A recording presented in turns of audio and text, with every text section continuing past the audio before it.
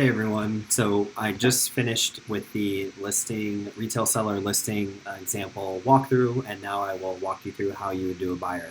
For the purpose of this, what I'm going to do is use the same exact lead profile that we just did for the listing agreement.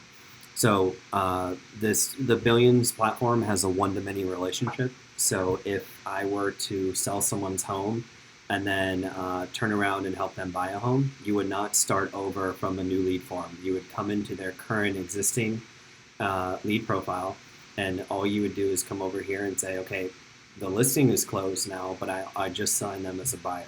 So you would select the buyer sign form,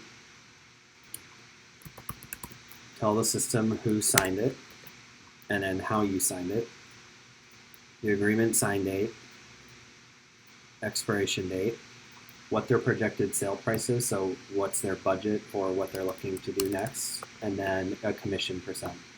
This will really rely on what the listing agent is giving you, but if you have a minimum or you just want to use 2.5, you'll change this later down the road once you actually go into escrow with it. So you fill out a buyer sign form, and remember this is a past client, so you're going to hit save. So what the system will do is it's effectively going to reopen this lead. So it went from past client back to agreement signed. So now this is an active, again, lead profile. So you're always going to have the listing agreement object and record down here. So you can click into the listing agreement and see everything you just did for that old listing.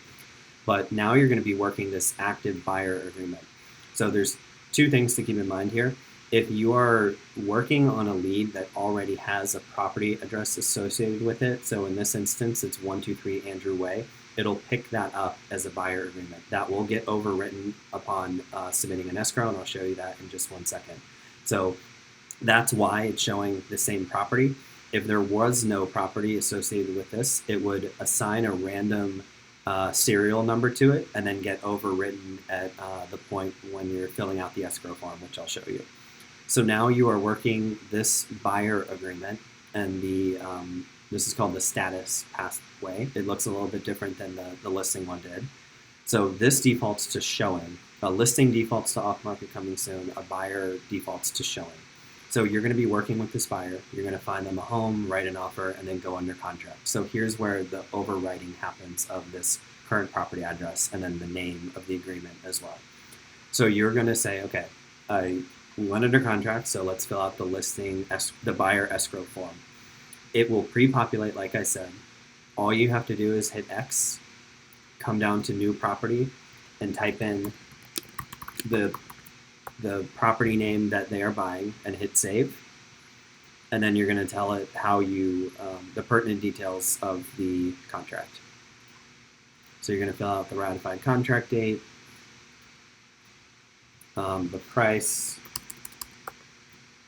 This is where you're going to tell it the actual commission. So we put 2.5% at first. That was the projected, but this is actually a 3%.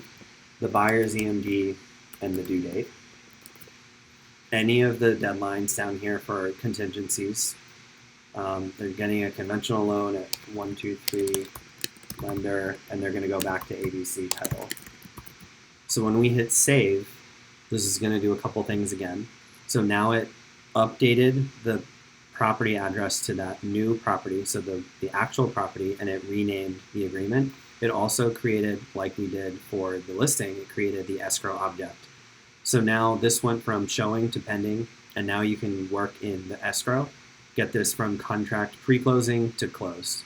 So you would work this contract, get them to a closing table, and then once it's closed, you come to the buyer close form, and you fill out the exact same items that you did and that you saw on the listing close form. So the commission split, any fee, if there isn't any, you just leave it at 0. And then the net, and hit save. So now this is going to do the same thing that the listing close form did. It moves it from pre to post. If you go back to the agreement, it moves it from pending to close. And then if you recall, it reopened it and set it back to agreement signed. But now, since you've just closed that buyer agreement out, it moved it back to a past client. So that effectively has closed this out in Billions for the second time. And then if they want to buy another property and you need to go through it with them again, you would just fill out another buyer sign form and repeat that entire process over. You can have as many agreements over here as you can with one particular client. So that's how you do a buyer. Let me know if there are any questions.